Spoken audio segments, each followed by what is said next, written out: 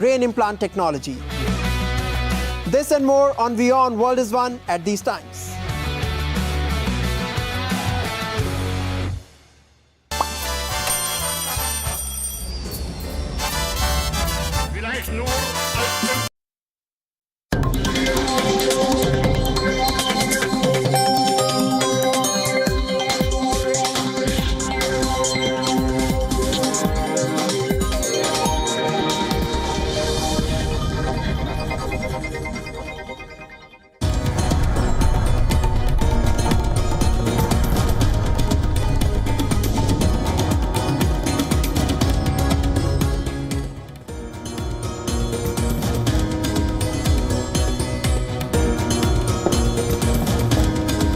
Welcome back, viewers. You're watching WION World is One. This is World DNA, the show that gets you ahead of the rest. I'm Shivan Chandna. And I'm Hem Kaur Saroyan. On the show, in the elections marred by violence and the contentious suspension of mobile services, after much delay, the Pakistan results are starting to trickle in now. We will be getting, of course, a roundup of all that's transpired so far and all the developments as the results come in. Also on the show, over in the United States, after much back and forth, the US Senate has advanced a $95.34 billion bill that provides financial aid to Ukraine, Israel, and a part of it for Taiwan as well. All details on the show today. Let's get you started with the headlines. This is World DNA.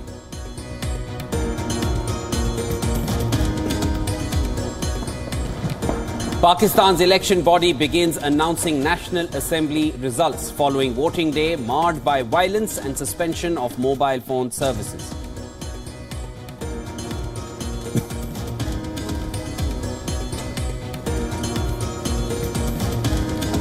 US Senate approves $95 billion aid package for Ukraine and Israel 1 day after Republicans blocked larger bipartisan border security and foreign aid bill.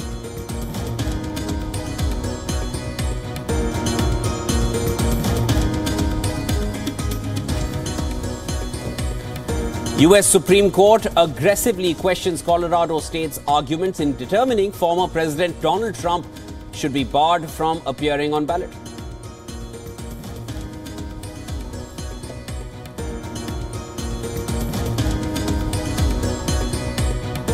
Zelensky removes top general as part of sweeping overhaul of military command. Move signals most significant shakeup in Ukrainian leadership since the beginning of the war.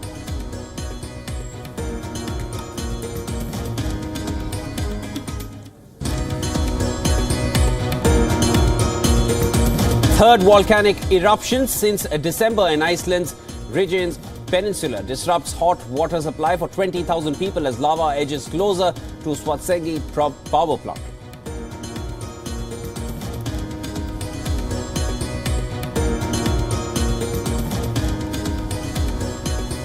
And in sports, a revolutionary change is likely to be introduced in the world of football. The referees will be able to now show a blue card to send players off for 10 minutes for dissent or any kind of cynical fouls.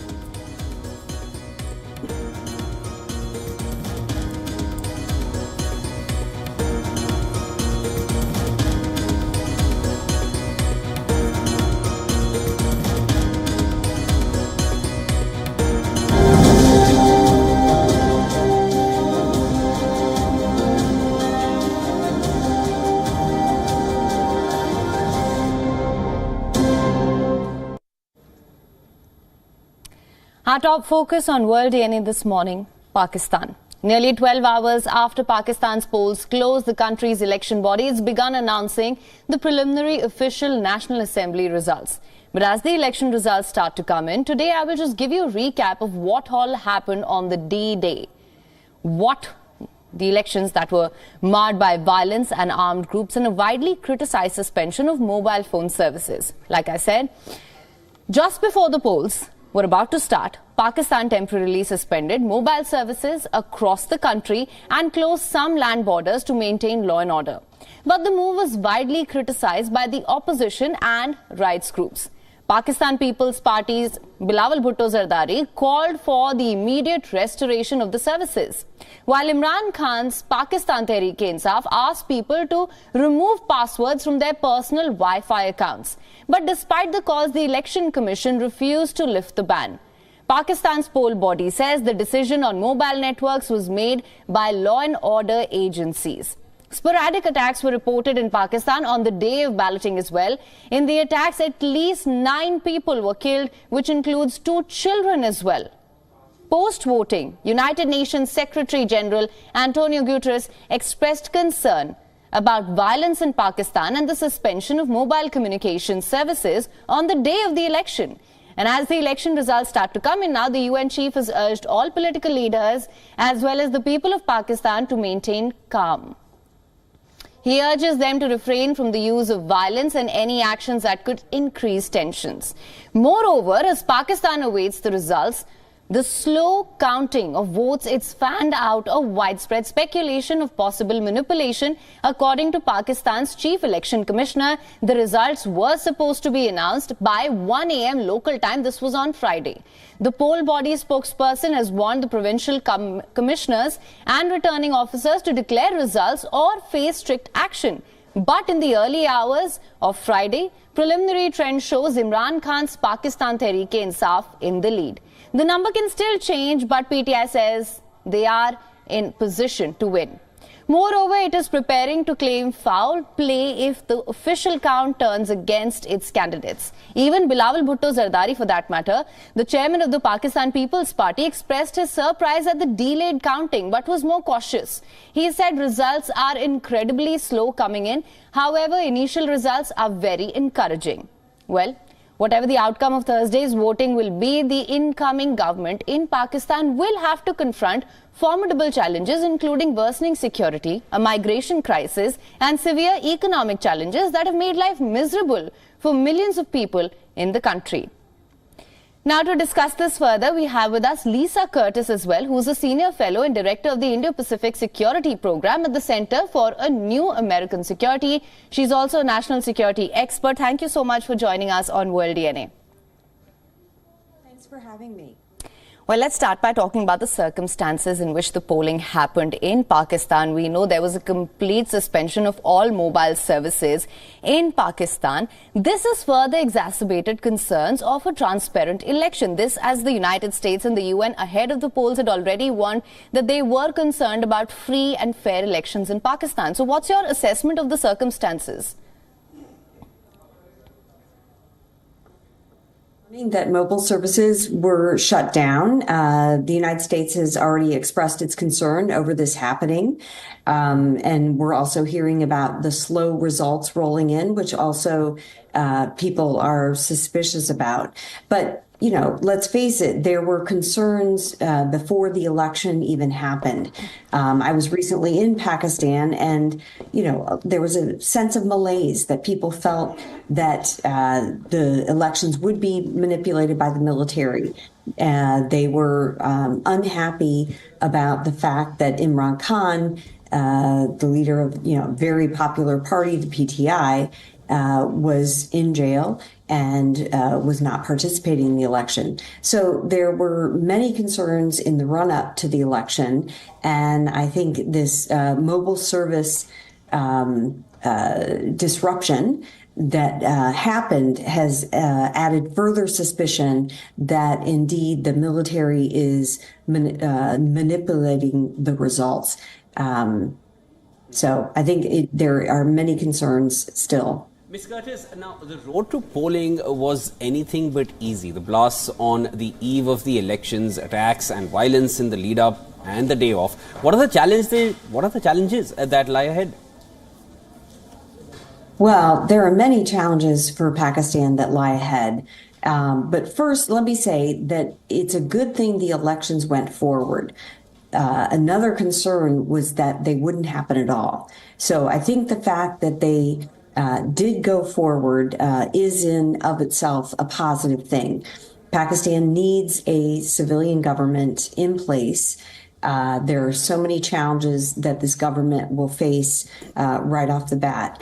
The economic crisis that Pakistan has been facing, the challenges from terrorism, the attacks by the TTP that have been increasing, just a way to stabilize the situation. I think, that's the hope in the United States, that this election can help stabilize a very volatile situation. Pakistan's in a very critical, location there, and, India on one side, Afghanistan on the other. It's a very, volatile region. And I think, we all would like to see more stability in the country. And so the hope is that a civilian government, even if the elections are considered flawed, that having a civilian government in place can at least pull the country out of the crisis that it's been facing. Now, of course, Ms. Curtis, I also wanted to understand, despite all the concerns that were raised ahead of the polling as well, would you say the results of the election are at this point also a foregone conclusion, considering the way things have panned out over the course of the past 24 hours or so? Well, I think, we're still waiting for the results to come in. So I can't comment on the results. It's very early. But what I can say is there were concerns before the elections even took place. There was a sense that, the military was going to interfere, that, it was not fair from the get-go because one of the most popular leaders was in jail. So there were concerns before the elections even started. And I think this cutoff of mobile service has only added to those concerns. So, we don't know the results yet. We're still waiting for those to come in. But if there's a sense that there was rigging and the results don't reflect the popular will, then we could face problems. We could see some protests in the streets, and the situation could become very volatile. Okay, that was national security expert Lisa Curtis joining us right here on World DNM. I'm always a pleasure speaking with you. Thank you so much for joining in. Thank you. Right. We'd now like to cut across to our Pakistan bureau chief, who's right there in Pakistan. He's been tracking each and every development coming in. Anas, I wanted to understand from you, we of course spoke about this earlier as well. There has been a relevant amount of delay, and these are unusual delays. You had weighed in on it earlier. Are there more delays expected? What time do we expect the final results to be out? Shivan, for the benefit of our viewers, I'd like to give a sense of understanding of where I am and how things are progressing from where I am. I'm inside the Election Commission of Pakistan. To my right is the media city, and I'll just ask our camera person to assist and take us forward. This is the media city that has been set up, and inside the media city, we'll just walk inside and give you a sense. There's media personnel who are waiting inside. This is the media wall. What you see behind me is the media wall that is currently there, and the green indicates from where the results have been completed.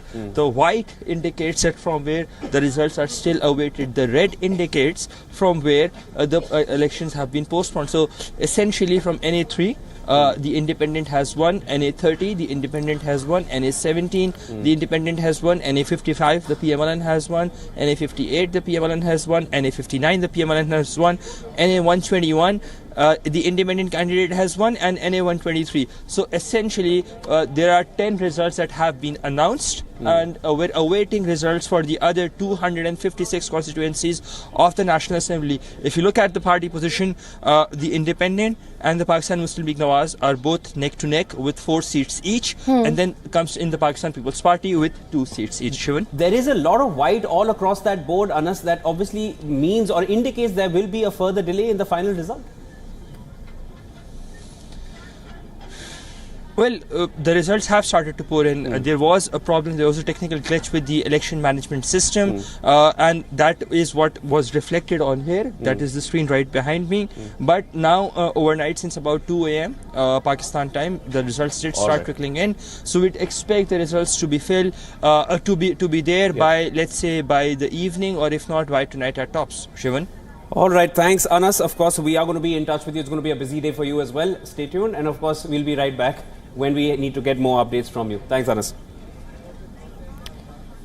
Well, moving on for now, a long-awaited report cleared President Joe Biden of any wrongdoing in his mishandling of classified documents. However, it dropped a political bombshell by painting the Democrat leader as a well-meaning elderly man with a poor memory. The report removed a legal cloud hanging over Biden as he seeks re-election in a contest expected to be against Donald Trump. Remember, Trump is facing a criminal trial for removing secret documents after he lost the White House, then refusing to cooperate with investigators. Special counsel Robert Hur said his probe had found a president with reduced mental capacities.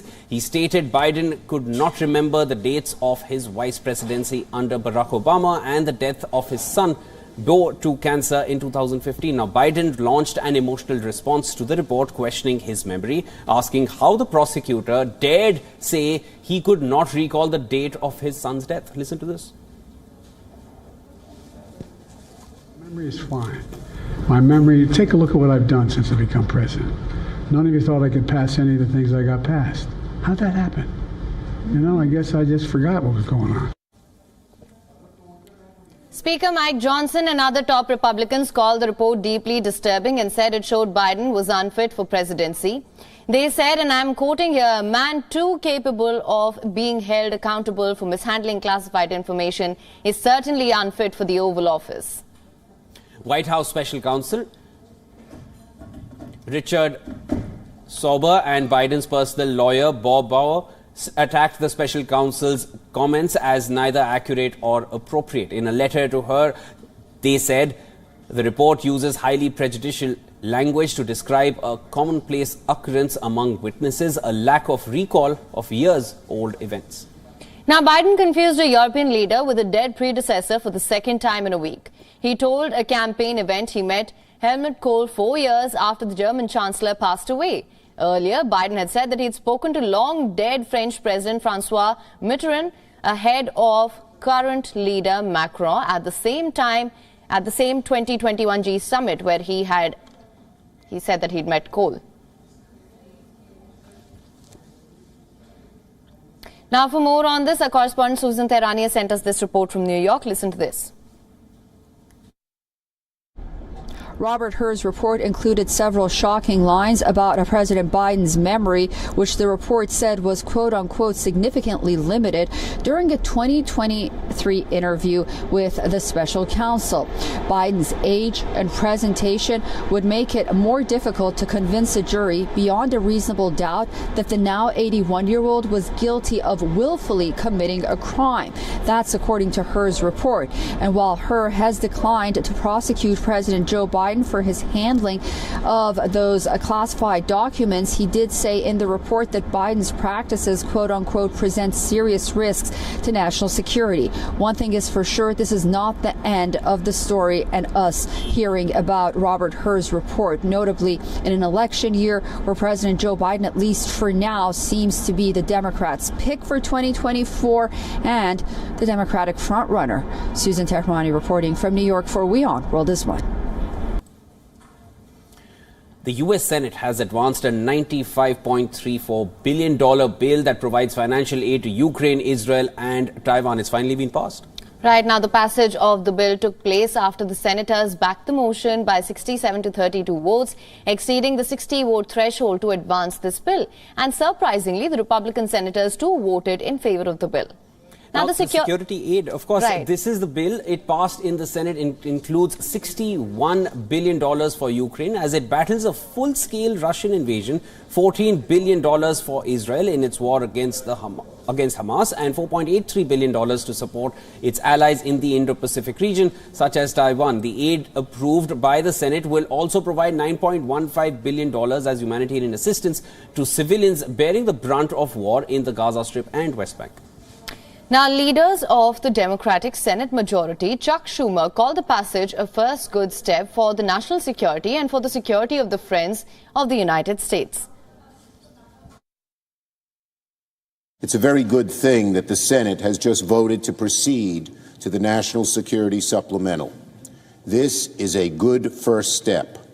This bill is essential for our national security, for the security of our friends in Ukraine, in Israel, for humanitarian aid for innocent civilians in Gaza, and for Taiwan.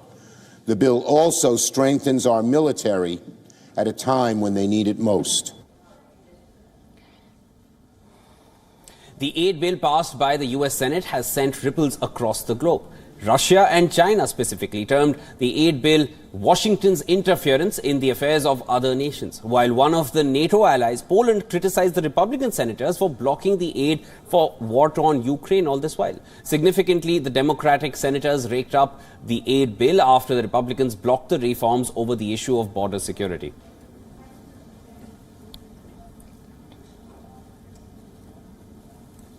Now, almost 2 years into the war, Ukraine has replaced its popular army chief with his ground forces commander. Well, this is what comes as the biggest military shakeup in Ukraine since the war began. Now, the shakeup ushering in a new military leadership follows months of speculation about a rift between President Volodymyr Zelensky and Army Chief General Valery Zaluzhny. Ukraine has shaken up its military leadership, with President Volodymyr Zelensky replacing a popular army chief with his ground forces commander.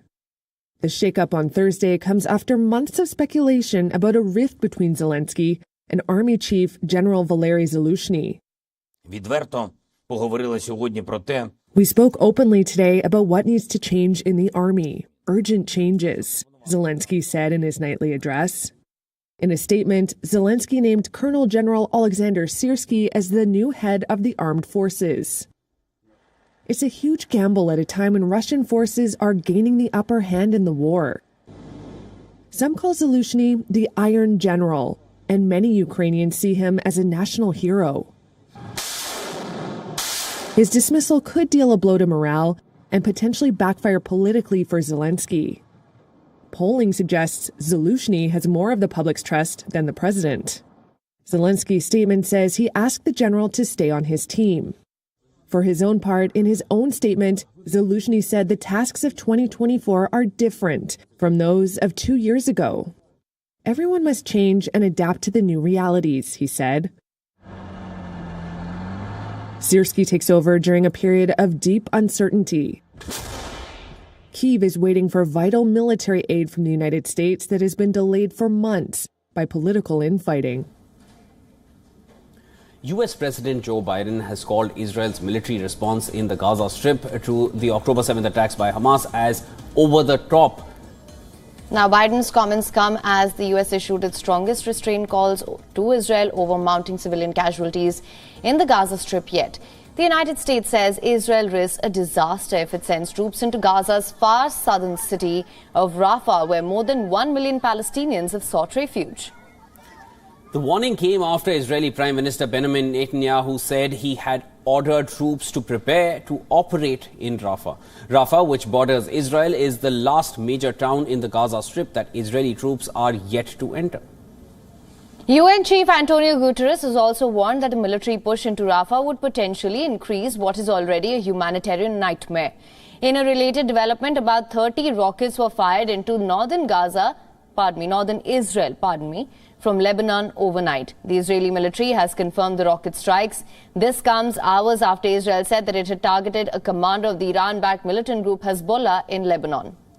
In another related development, the United States has launched new strikes against Houthi missile positions in Yemen. The US has been attacking Houthi targets ever since the Iran-backed Yemeni group started attacking ships crossing the Red Sea area.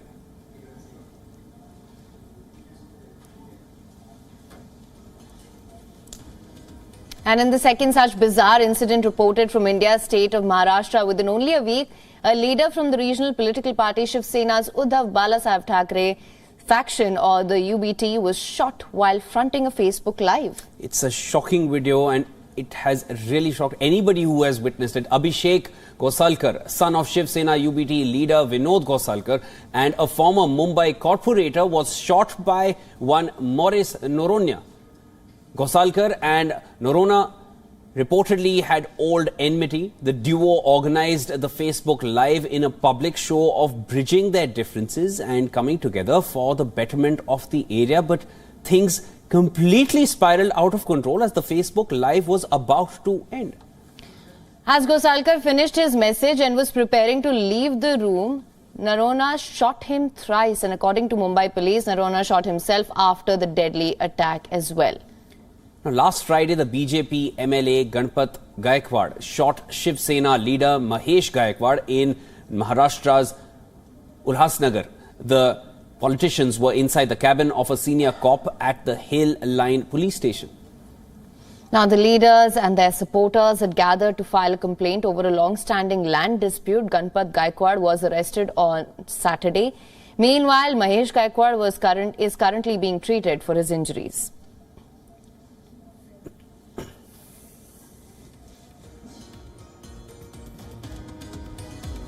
And with that, time now for a short break. Don't go anywhere. When we get back, we are going to be understanding more about what's happening in the geopolitical scenario. China and Russia are getting closer to each other and promising to keep an eye on a common rival. Of course, that is the US. The Chinese leader and Russian president, of course, today held talks. What they discussed and what's on the table there between the two nations. We will be bringing you that. Also on the other side, over the next 14 months, a total of 30 space launches are being planned from Sriharikota in India. We'll get you all the updates on the other side. Do stay tuned.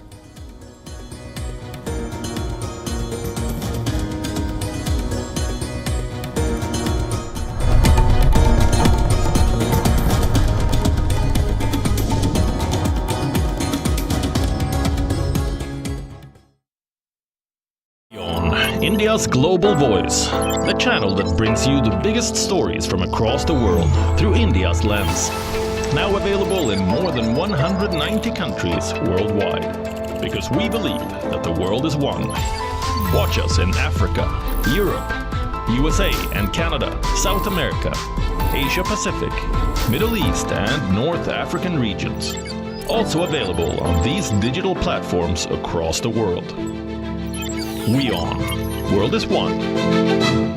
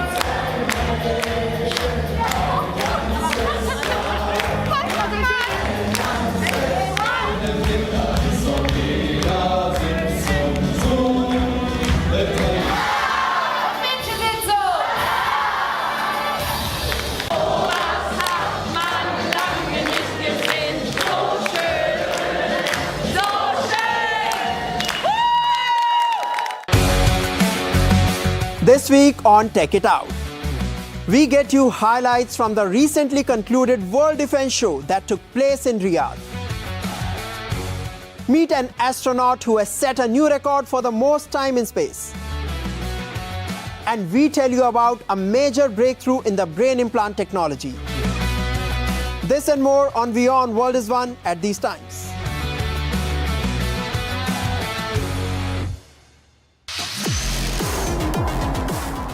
As chatter surrounding the carbon footprint of celebrities takes over social media, we look at big names who have come under fire for luxury travel.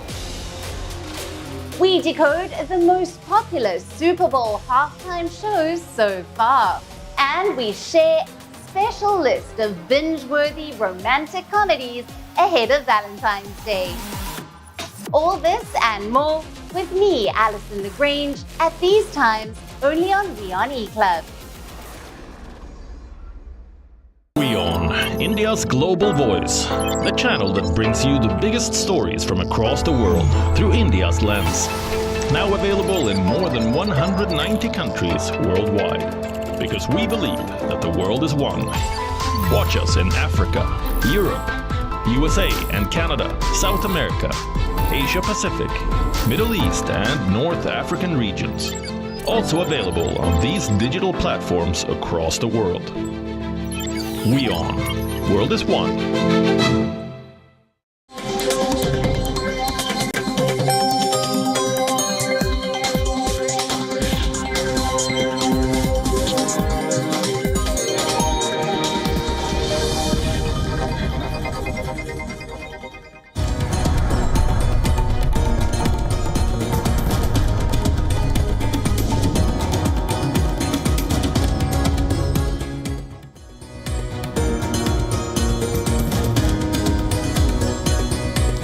Welcome back to World DNA. Thank you so much for staying with us. Now, of course, so far on the show, we've gotten you all the updates from Pakistan, where results have been delayed. Now, the counting is underway. We saw the polling happen amidst a complete mobile services shutdown. We'll, of course, continue to bring you all the developments through the course of the day. The PMLN is doing fairly well in the initial results that have come in. Imran Khan made several claims regarding what his PTI representatives would be able to achieve in this election, but we will be tracking the developments as they unfold in front of us. We have ground reports coming in by the hour. Stay tuned, keep watching WION World is One. Let's get you started with the headlines now. Pakistan's election body begins announcing National Assembly results following voting day marred by violence and suspension of mobile phone services.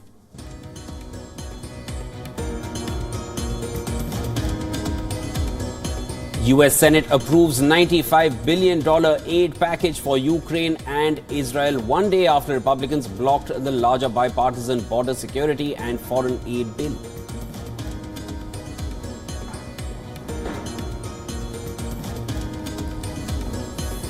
The U.S. Supreme Court aggressively questions Colorado State's arguments in determining former President Donald Trump should be barred from appearing on the ballot.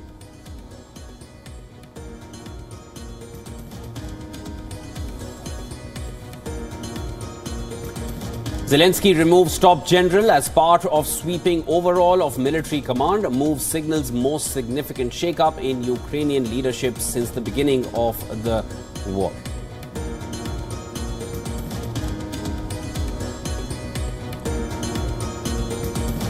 Third volcanic eruption since December in Iceland's Reykjanes Peninsula disrupts hot water supply for 20,000 people as the lava edges closer to the power plant.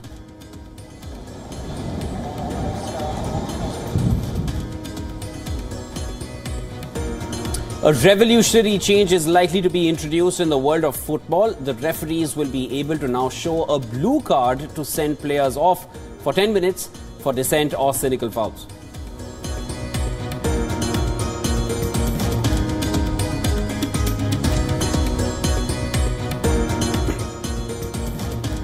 Now, China and Russia are getting closer to each other and promising to keep an eye on a common rival, and that's the United States. Well, the Chinese and the Russian leadership today held talks. Their discussions focused on how Washington is harming the interests of Beijing and Moscow. Now, according to Moscow, in the hour-long phone call, the two leaders pledged closer ties. They also agreed that the United States is implementing a policy of dual containment of their countries, because they tried to expand their global influence as well as trade and defense ties over the last 2 years. On the one hand, the United States has criticized China over a number of issues, including its conduct towards Taiwan, and on the other, Russia-US relations have nosedived since the war in Ukraine. Moscow has looked to Beijing for a crucial economic lifeline after the West hit Russia with sanctions over the war in Ukraine. Incidentally, China and Russia declared a no-limits partnership in February 2022 when Putin visited Beijing just days before he sent tens of thousands of troops into Ukraine. Beijing has since declined to blame Moscow for the war and condemned Western sanctions on Russia. Beijing has also tried to profit by securing discounts from Russia for oil and gas that was not sold to Europe.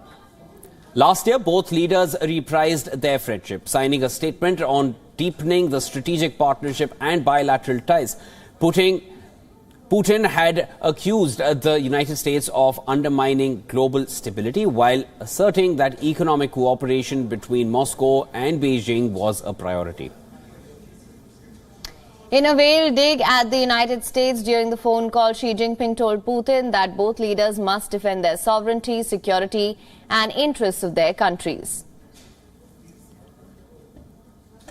while opposing interference in internal affairs by external forces. Discussing the situation in the Asia-Pacific region, Moscow said the Russian president reaffirmed his principled position on the Taiwan issue, which is to support the One China policy.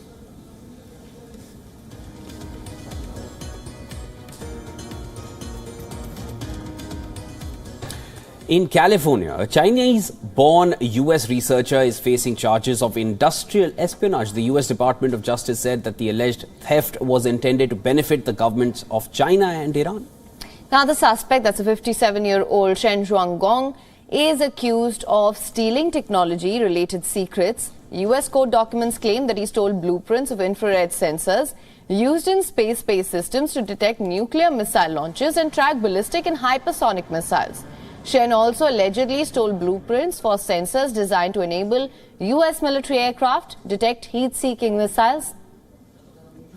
Chen has been accused of providing China with stolen information from an undisclosed company between January 2023 and April 2023. Chen worked as a circuit design manager to infrared sensors. If convicted, he faces up to 10 years in federal prison.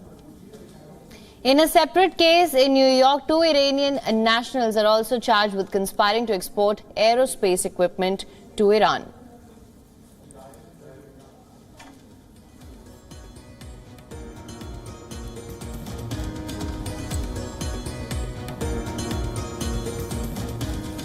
Shifting our focus now, India is on the brink of finalizing a deal with a select group of European nations. Bloomberg reports suggest that Switzerland, Norway, Iceland and Liechtenstein, members of the European Free Trade Association, are gearing up to invest $100 billion in India over the next 15 years. Take a look at this next report for more. India is poised to make history with a potential $100 billion investment deal from the European Free Trade Association, or EFTA. The association comprises Switzerland, Norway, Iceland and Liechtenstein. This 15-year agreement, currently in its final stages, could be a game changer for both parties. The deal hinges on mutual benefits. EFTA nations gain reduced tariffs on exports like processed food, machinery and pharmaceuticals, accessing India's vast market. For India, the $100 billion pledge fuels infrastructure, manufacturing and jobs creation, potentially exceeding 1 million positions. The deal signifies India's growing economic clout. UAE is considering a $50 billion investment and presence in India's gift city in Gujarat. India's rapid growth marks it an attractive alternative to China for diversifying supply chains. The EFTA agreement also addresses sensitive areas like intellectual property and agricultural access. If ratified, the deal would mark the first time India has secured such a substantial investment commitment as part of a free trade agreement. The contours of the arrangement have largely been agreed upon, with discussions focusing on the final investment amount. While India seeks to make the commitment legally binding, European officials suggest it may be framed as a goal without legal obligations. While legal clarifications and election timelines add hurdles, the India-EFTA deal holds immense potential to reshape trade landscapes and boost economic growth. Bureau Report, WION, World is One. Better than expected earnings in the fourth quarter and the ongoing artificial intelligence boom has helped S&P 500 stocks. Now, the benchmark index touched the 5,000 mark for the first time on Thursday before closing fractionally short of this mark. A Reuters report noted that chip maker ARM stock rose by 50%, which also helped other chip makers.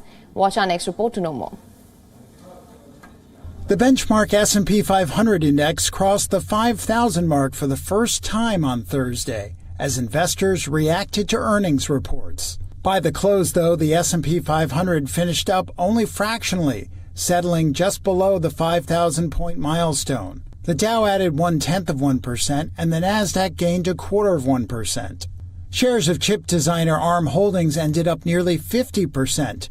After it forecast strong demand for designs related to artificial intelligence features. That helped lift other chipmaker stocks, including Taiwan Semiconductor and Broadcom. Market Vectors Index's head of product management and marketing, Joy Yang, said the technology sector continues to lead the market higher. So we've seen some really strong earnings report come out, and that's broadly led by tech stocks. But we've also seen it in companies like Disney, Uber that were up yesterday. But yesterday we saw ARM report earnings up 50% over the day. So, it's still very much an AI story. More than half of the S&P 500 companies have reported quarterly earnings, with 80% of them surpassing expectations, compared with a long-term average of 67%, according to LSEG data.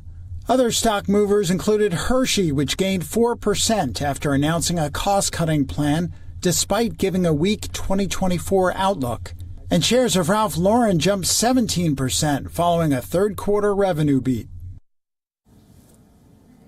In a step forward to study the oceans, the air, and the ongoing climate change of our planet Earth, the U.S. space agency NASA has successfully launched the PACE satellite aboard a SpaceX Falcon 9 rocket early on Thursday. Now, PACE is short form for Plankton Aerosol Cloud Ocean Ecosystem that aims to study the exchange of carbon dioxide between the ocean and the atmosphere.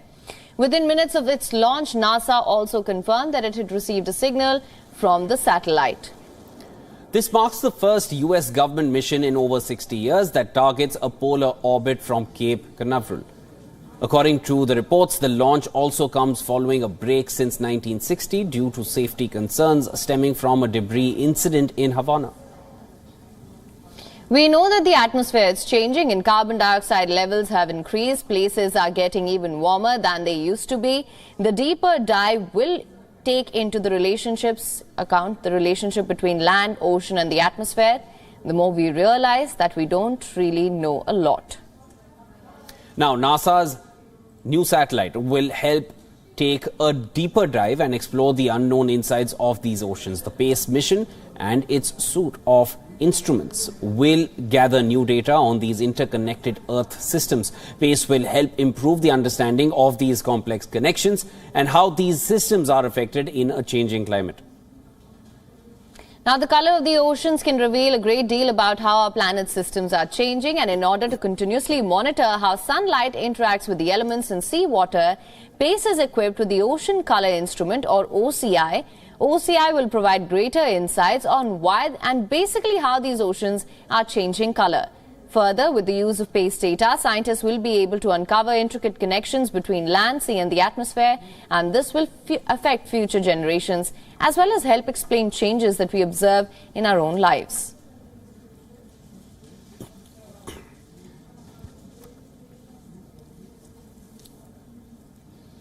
Let's now take a look at all of the developments from the world of technology.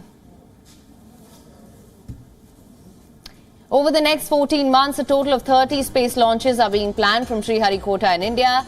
The space launches will involve both government and private entities, including test flights for the Gaganyaan human space mission, which was stated by InSpace, which is the Indian regulator for the private sector in the space industry. The commercial arm of the Department of Space, New Space India Limited, is handling 7 of the 14 commercial missions, including the launch of 2 polar satellite launch vehicles. This surge in activity, it reflects the growing space industry in India, which aligns with the new Indian space policy.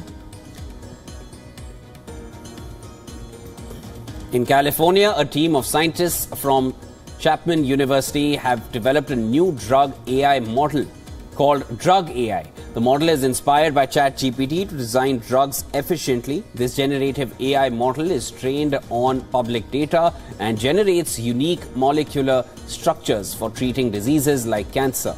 Drug AI identifies 50 to 100 new molecules that could slow down specific proteins involved in diseases. Candidate drugs generated by Drug AI exhibit higher drug likeness properties compared to other models, making them promising for future drug development.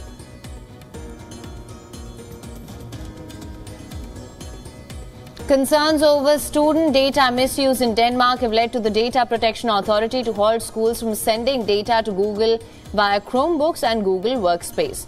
Norwegian Data Protection Authority has issued an injunction to 53 municipalities following a complaint 4 years ago by activist Jasper Graugard. An agency found the current data transfer methods lacked a legal basis for all purposes. According to the order, municipalities must stop data transfers without legal basis or obtain one, analyze data processing before using Google tools, and also ensure Google does not use data for non-compliant purposes. However, Google has not yet responded to this order.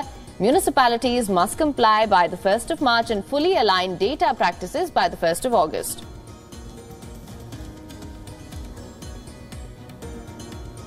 According to an unpublished UN report, North Korea has conducted dozens of cyber attacks that generated nearly $3 billion for its nuclear weapons program.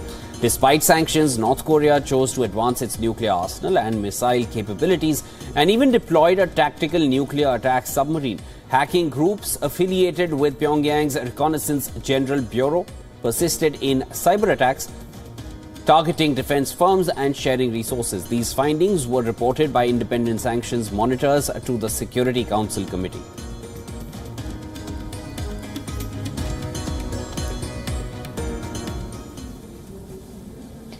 Now, a volcano in Iceland erupts for the second time this year. Well, it is the third time since December that it is throwing out lava as high as 80 meters into the air.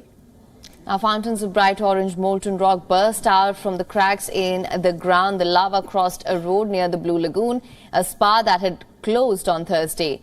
A plume of smoke rose 2 miles into the air. The lava flow hit thermal-based water pipes in the region south of the capital, Reykjavik. It disrupted the supply of hot water to over 20,000 people. Authorities said the restoration work itself could take days. The volcano is disrupting life in Reykjanes Peninsula in the southwest of the country as well. An emergency alert has been sounded in the area. Households and businesses have been told to conserve electricity. So this eruption is similar to the December 18th eruption. It's in the same general area. It's further from Grindavik compared to the 14th of January. But the problem here is the lava is flowing towards west, and it flowed over the road already, leading to Grindavik, and it's now heading towards the hot water pipes in the area. The lava stream is only about 1 kilometer away from a geothermal power plant. Protective dikes have been built in the area, and workers are trying to fill in small gaps along the road as the lava flowed. The latest volcanic eruption is the 6th one since 2021. The eruption on Thursday began at about 6 a.m. local time, 30 minutes after intense earthquakes were recorded.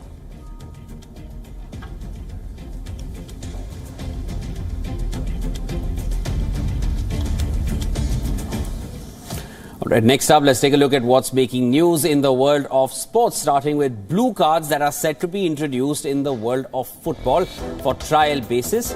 The referees will now be able to show a blue card just the way they have shown red cards and yellow cards in the past.